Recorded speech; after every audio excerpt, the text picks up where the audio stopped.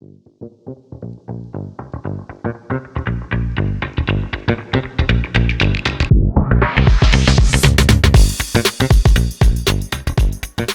everyone, it's Carissa from Couple Birdies. We are super excited. We are in Blaine, Minnesota at TPC Twin Cities, and we are here with a special guest, Chris. Hi Chris, welcome.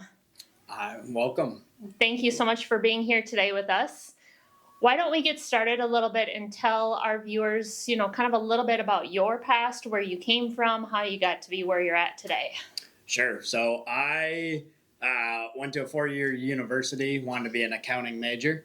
I got that degree while I was in college. I started working at a golf course, a little 9-hole par 3, and fell in love with the game at that point. So did the accounting thing for about a year after school. Didn't love it. Didn't love being in a cubicle. Still loved golf. Was reading Golf Digest, trying to be, break 100, break 90, break 80. And I kept seeing an ad for Golf Academy of America. Nice. So eventually just took the plunge. I'm like, if I'm going to do it, I'm young, let's do it now. Went down to Myrtle Beach in South Carolina, got a 2-year management degree in golf business, and ended up coming back here to Minnesota where I was born and raised, and started at TPC Twin Cities in the spring of 2006 and have been here ever since. Perfect. So you did the whole player's ability test. Why don't you tell people a little bit about how that goes and how that works in the golfing world? Sure. So there's really 2 routes into the golf business if you want to run a club. You can go to PGM University. Not positive how many are left in the United States right now. I think it's about 10. And you can get a 4-year degree in golf management, or I already had gone to school, so you can do the 2-year management school as well. But either way, by the end, you have to pass a player's ability test. 36 holes in the same day. Depending on the difficulty of the golf course you play, you have to shoot a target score. That ends up being probably around 155, somewhere around 77 each round. Took me 3 times to do it, and it's mentally a little different because you're looking for a specific target score. So a little more pressure on that side. For sure. So when you started off, you said you were at a 9-hole course. Is that somewhere around here in Minnesota, or is that somewhere?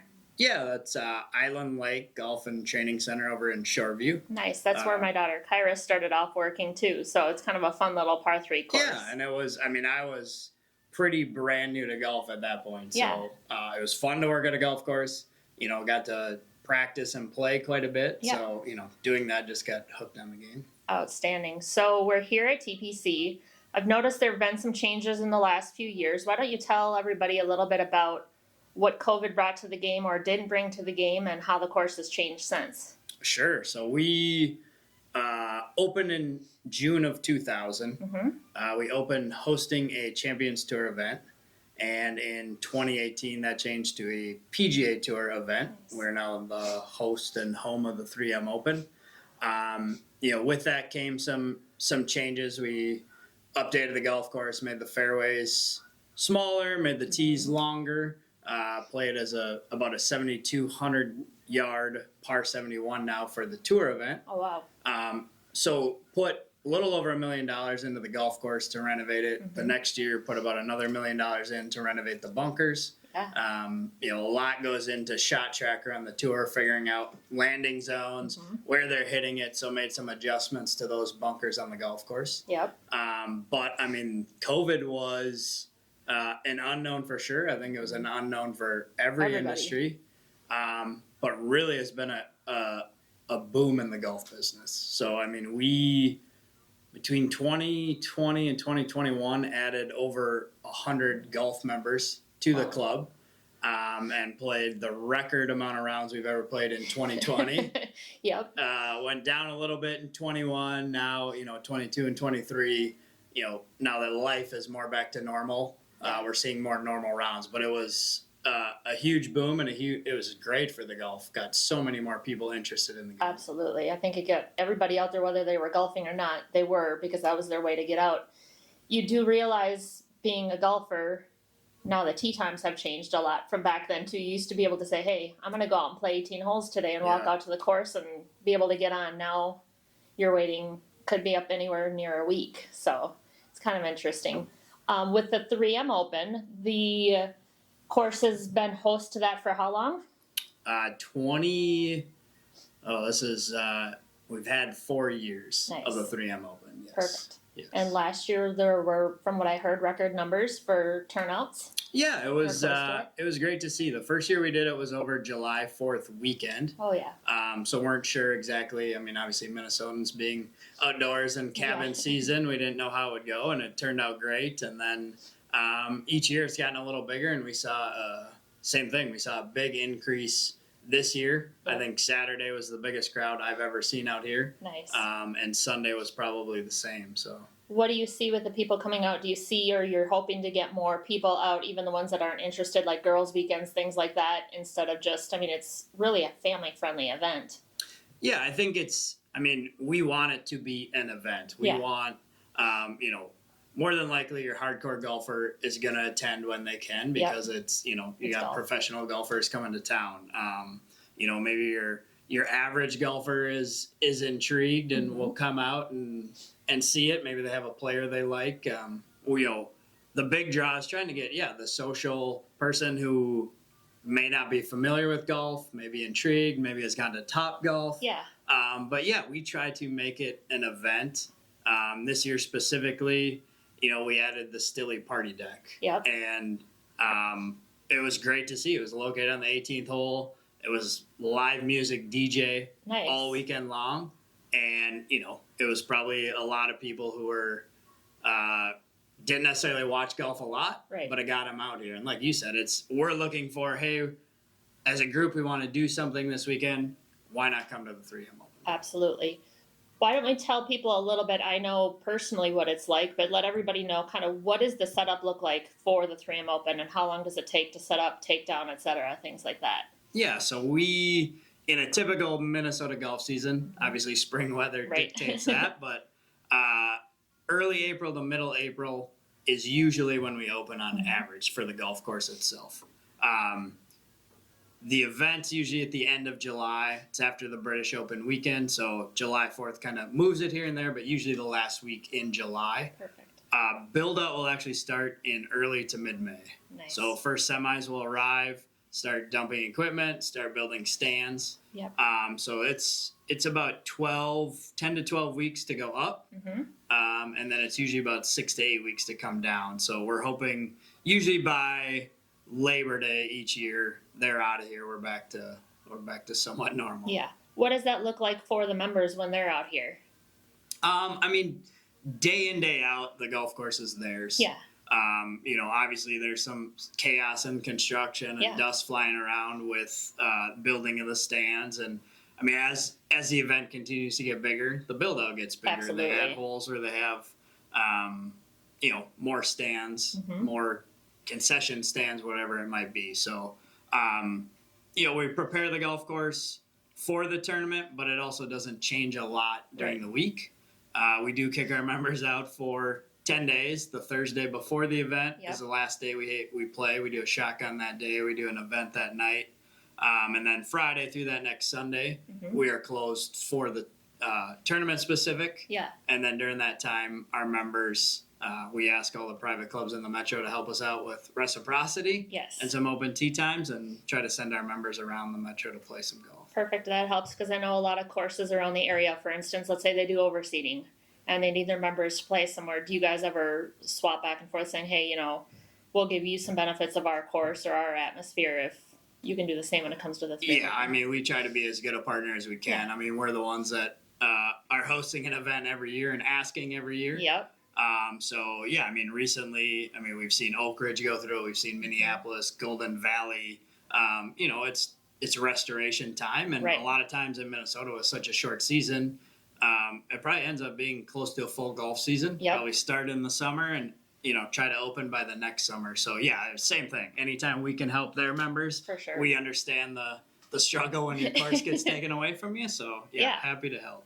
Perfect. So I know this is going to be our new home course, so I'm super excited for this year. Why don't we tell people a little bit about the new logo for the members and where that came from? Sure. So little backstory: TPC Network, owned and operated by the PGA Tour. So we have 16 owned and operated clubs across the country. You'll notice, got the logo here. Yeah. Matches the PGA Tour logo, that pillbox. So every club, TPC wise, is pretty similar. Different name at the bottom. So actually started with our sister club in Princeton, New Jersey, Nice. TPC Jasna Polana. They wanted to do a specific member-only logo. So that kind of morphed, and I believe at this point all the private clubs have their own. So for us, if you can see that, that is a Scottish Highland cow. We did a lot of research to come up, find the backstory of the club, and find something we think our members would fall in love with. So we were a sod farm immediately before the golf course. Not the most exciting story there. So we went to the Blaine Historical Society, met with some people, and just dug in way back to the late 1800s. And this parcel of land was part of the Radisson family farms. Perfect. Huge name in Minnesota, still around, plenty of things with their name on it. But they were really supplied the whole Minneapolis-St. Paul area with beef. So this is the cow that was in this area, the tundra back then to that could withstand it. So that's where we came up with it. Nice. So you have talked a little bit about the logos. We've talked a little bit about the tournament. What do you find is the average player out here? Is it more driven company wise, business wise, personal wise, or a little bit of everything? Do you see a lot of families out here too? Yeah, it's a little bit of everything. I mean, I mentioned before we were opened in 2000. Being a network of clubs across the country, us here in the Twin Cities, Boston, and Rivers Bend, which is in Cincinnati, Ohio, we're all built within that same 18-month time frame. If you look at our clubhouse, we're definitely built as a corporate club, which is different than a lot of country clubs in the market. So for a long time, probably 75% corporate business, 25% family memberships. And we would see a lot of, during the week, members hosting their business partners, hosting clients. And we would see a very quiet weekend, done working, going to the cabin, whatever that might be.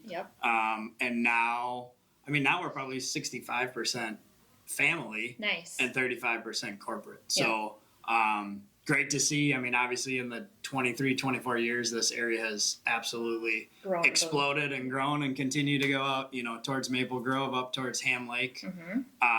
So yeah, I mean, it's, the challenge or the piece of the puzzle is this is the way we're built. This is the way we've morphed. How can we as a club morph with that and find the amenities and things that we can do to help families when it wasn't necessarily designed like that? What other amenities do you guys have here? Do you offer here for the members, etc.? Yeah, I mean, we're not, like I said, we're not the traditional country club. We don't have tennis. We don't have pool. We don't have fitness. We've looked at those things. So, winter activities as we close the golf course, obviously Minnesotans are pretty hardy and willing to do. So we put a skating rink up here behind our clubhouse between us and the 18th. We will groom some cross-country ski trails around the course for those that like to be outdoor and do that. We transform our golf car facility. We call it the Mulligan Den, but we have 3 simulators down there that are open during the winter for people to hit balls, take lessons, play golf, whatever that might be. Stay fresh for sure. So with the TPC network, how many courses are they? Are all just in the United States? Are they nationwide? How does all that work? Yeah, so most are within the United States. Like I said, we have 16 that are owned and operated by the PGA Tour. We have other clubs across the country and internationally that you will see a TPC name on, and those are usually licensed properties. TPC Colorado is a great example. Of course, that was built 5-7 years ago. Private owner has their own area, but they wanted us to come in and use our brand. So the general manager there and the head professional there are tour employees. The rest are technically under the owner on that side. So you'll see some international don't necessarily have the TPC names on it, and most international projects have a tie to a PGA Tour player and their home country and home area. For sure. So if somebody's a member here, how does that work with the other networks or the other ones out there? Do they have all the same amenities? Like if you're a member here, you get to be a member there, or how does that work? Yeah, so we have a group called TPC Passport, who's our concierge service. So, you being a member here at TPC Twin Cities, travel for work, travel for pleasure, whatever that might be, you can visit any of the private clubs across the country, and you're treated as a member for the day. So just like you'd be treated here, you play golf, you want to walk, there's going to be no charge. You want to take a golf cart, you're going to pay the golf cart fee like you would here. Our other properties that are daily fee resort, you will get a discount off whatever that market rate is. So nice. Yeah. Makes a lot of sense, especially here in Minnesota when it's cold out. Instead of just sitting in the simulator all day long, why not travel? Yes. So we've talked golf a little bit. Why don't we tell people a little bit about, you said you took the player's ability test. When you started out here, what did you start out as? I came in 2006, and I started as outside operations. So, outside services for us is on the golf side, we're greeting and meeting the players, members and guests as they come in, pulling carts during the day, pulling bags, helping them before the round going out, helping them when they come back in, picking the practice facility, all of those things. So I did that for 1 year and then was promoted to assistant golf professional. So moved inside the golf shop there, had that role for 7 years. And then like we talk about being a network, our head professional here actually moved to River Highlands in Connecticut to take a position out there. Nice. And that opened up. I was lucky enough to get the head professional position here. Exciting. And did that for 7 years as well. And our general manager, who had been here since day one, ended up retiring. And I was applied, and have been general manager now for four seasons. Why don't you tell people a little bit, what does the general manager position entail? What all do you do, or what all do you get to do on a day-to-day basis? Yeah. I'm sure it's different. I like to say I do the least around here. Yep. I would say I'm the least important.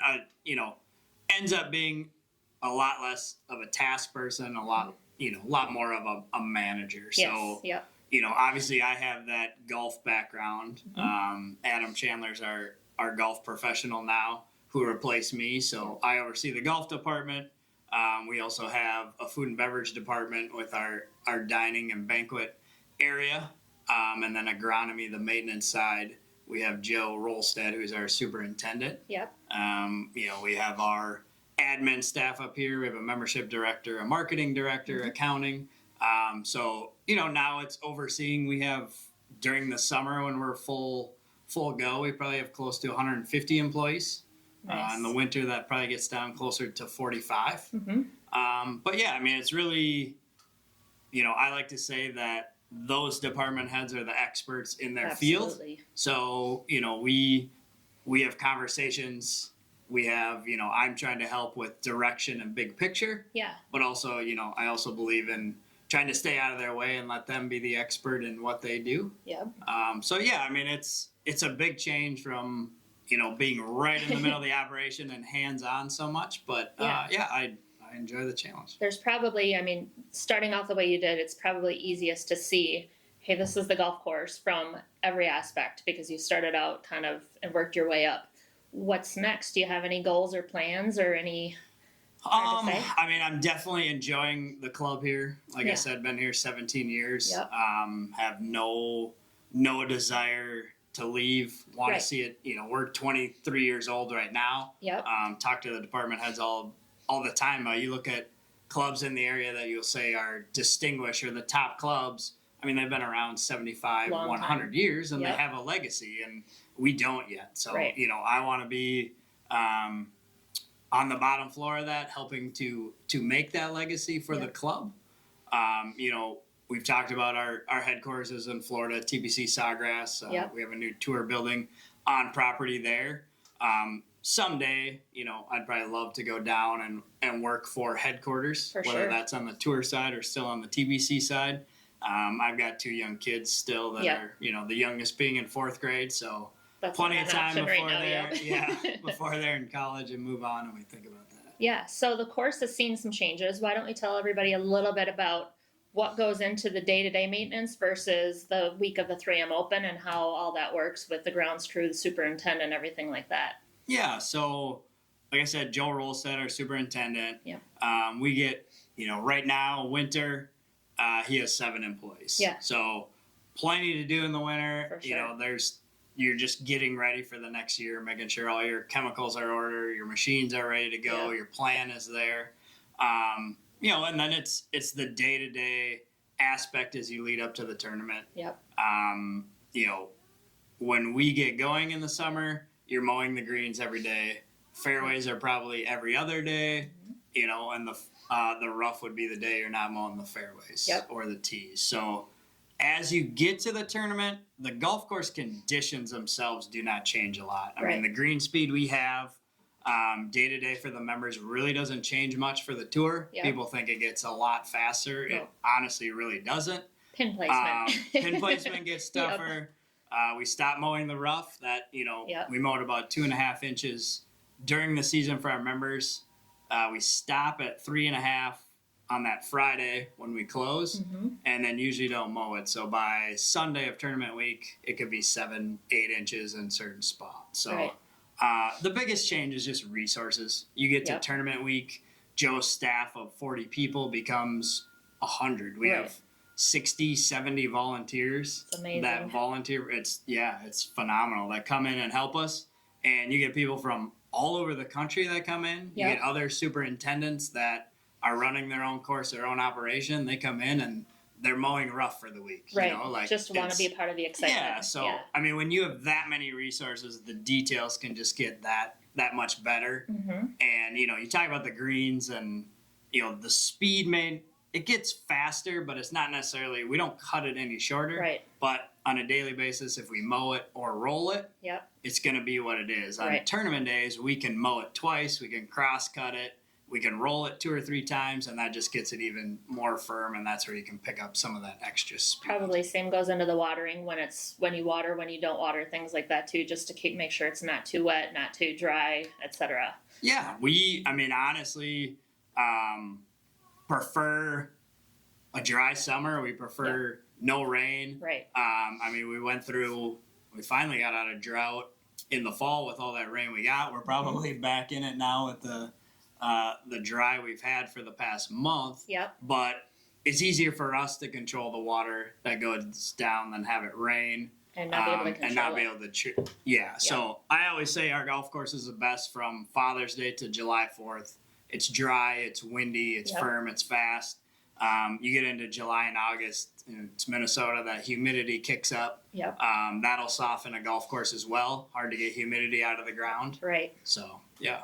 I think I've noticed since I've played in the 3M Open, the Pro-Am, and the Monday after, and knowing the course beforehand, people don't realize how different the rough is, especially the fringe right around the swales, everything like that. It really gets thick, and they don't understand that when you see a pro that's trying to chip next to the green or putt next to the green, or they're putting from off the green, that's more in a sense just to play the role of the green, everything like that. So it's fun to see and fun to play, especially in tournament atmosphere like that. Yeah, I would say, a tour player to an average player, there's big differences. Oh, yeah. They're unbelievable putters, but one of the things that really amazes me is when they hit out of that rough. And I can hit out a 2 or 3 inch rough and have a problem controlling the ball or hitting it normal. And I remember, I think it was the COVID year when we didn't have fans, and number one's a dogleg right, and it's very easy for the ball to go through the fairway, but a lot of those guys just hit driver and hit it down there. And that was one of the spots where you had 7-8 inch rough. And I remember walking out there, and you could drop a ball and not see it. You not see it. And I'm like, how do you hit it? And we watched guy after guy hit it down to 85 yards and just take a wedge and hit it to 5-8 feet, make birdie, and move on. It's like, to me, it's just like, man, I could sit here all day. I'm going to muscle through it and try to find my ball and try to hack then to it get out. it to stop. Yeah. So it's impressive. Yeah. So with golf courses and people hitting the ball longer, and golf courses now in Minnesota, everywhere else, running out of room. What do you foresee for the future with the Open and moving the tees back, et cetera, things like that? Yeah, I mean, not to get off on the side topic, but I really hope they don't adjust anything for the amateur player. Right. I mean, the tour players are the best in the world. Yeah. If you want to, I don't think the ball's the right answer. I think nowadays the equipment is so good. It used to be hard to hit a driver, and now it's one of the easiest clubs in the bag to hit. It's hard to hit a driver offline. Yes. So changes, like I said, for us, we play it at 7,200 yards and a par 71. You just run out of real estate. I don't think you can make a golf course too long for these guys. If anything, I know the tour for us tries to have 2 par 4s on each side that hit 500 yards. So if anything, I see courses, moving more towards par 69, par 70, and just taking some of those par 5s and making them par 4s. I mean, what else can you do? Right. Yeah. I mean, you could have par 5s that are 650 yards and they're still going to make birdie. Or just placement, putting bunkers where they need to be, or trees, or taking trees down, Correct. or angling them in, things like that. So you've played a lot of golf. What are some of your favorite golf courses that you've played out of the TPC network? I've been blessed to play, few different places. I remember going out to Erin Hills in Wisconsin, and we played that, I think it was a year before the U.S. Open. Nice. That course was made and designed to host the U.S. Open. Yes. And if you've ever been there, I mean, it is the middle of nowhere. You're driving on a gravel road, and it's just this little wood sign, and you're like, I think we're here. Places like that are impressive when it's, what you can see. It's so much in nature. You don't see the houses. You don't see everything that goes with it. I recently turned 40. Was blessed to be able to go to Ireland and play golf over there. Played multiple courses, but played Old Head down in Kinsale, and by far the most beautiful property I've ever been on. Yeah, we just played there about 3 months ago, I think. Same for me. Like, of all the golf courses I've played, and I've played a lot of golf courses, you don't know a golf course till you've played there. I mean, you have all the factors. You have the wind, you have the rain, you have the ocean. But once you get out there, I was playing there with Mark a few months ago, and you don't ever hear someone come out. Like, normally he's pretty calm and just, let's go play. And he walks out and he's like, oh my gosh, like, just taken aback. And you do every single hole out there. It's like, just keeps I'm going to stop and take a picture and just take it all in. And you have the ocean here, you have the lighthouse, or you have both, or you have wind up high blowing left and wind down at the green blowing right. Yeah. And then you get to hole 12 and you're like, oh my God, where am I teeing off? Right. Yeah. It's funny because when you play there, you're like, okay, great. I have 150 in, and you talk to the caddy. He's like, no, you want to play at 90. It's like, oh, yeah, okay. Yeah, it was a lot of fun. So you have a lot of history in golf. Who are some of your favorite mentors or golfers that you've kind of looked up to or followed on the path as you grew up? I didn't play golf till I graduated high school. Right. Just played baseball growing up. Yep. For me, that was the late 90s when I really got into it. And, it was prime Tiger Woods. Yeah, Tiger Woods. I had no problem watching every Sunday knowing he's going to win by 5, 6, 8, 10. Like, I would take in every shot. Everything that he did was amazing. Like, you don't expect it or see it or know what's coming next. Right. Yeah. Yeah. And like I said, at that time, just getting into golf I was terrible. Right. But it's like, you watch someone like that and you can just tell he's, GOAT is thrown around a lot these days in all sports, but you could just tell he was so much better and so much different than everyone else. Yep. All right. So we were talking a little bit before about professional golfers and who you mentor and who you look up to. Let's talk a little bit about when people start off in golf. What do you think are some of the things that they need to really focus on?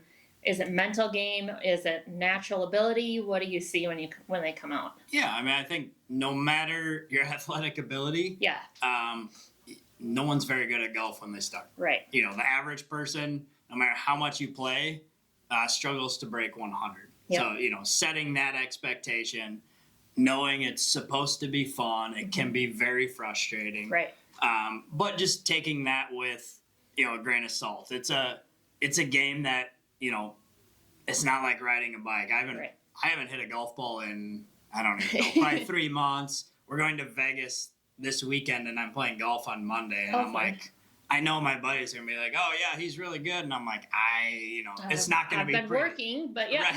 Right. So a lot of times with juniors or beginners, we like to start. It's like people want to go out and hit balls. Well, where's my driver? Let's see how far I can hit it. And we try to go the other way, where it's, there's a program out there called Operation 36. It's like you're a brand new golfer. Yep. You want to start on the fringe. Yep. I want to see you get up and down and break. So if you played 9 holes from that exact spot, 25 yards away from the pin, can you break 36 in 9 holes? Right. Oh, it seems super easy. Well, putting and chipping are not easy. That's 90% and you of the have game. to do it every hole. So I like to take that approach. It's not necessarily the most fun and where people are like, oh, I don't, especially practicing. Right. Some people like practicing putting. Some people think it's a drag and they just want to go hit balls. But for me, it's starting close and then moving back. If you can do it from 25 yards, can you do it from 50? Can you do it from 100? Can you do it from 200? Right. And now let's play, a lot of times people say, well, the women's tees are the red tees. Yep. There's no, in my mind, it's almost getting rid of the color. I know TPC Sugarloaf, one of our sister properties in Atlanta, does it very well. Their tee boxes are just numbered 1 through 6. Yep. It's like, what do you want to play today? It doesn't matter how close you play and say, oh, I can't play up there. That's the women's tees. It's a golf. Play to your ability. Correct. Yeah. And look at the difference.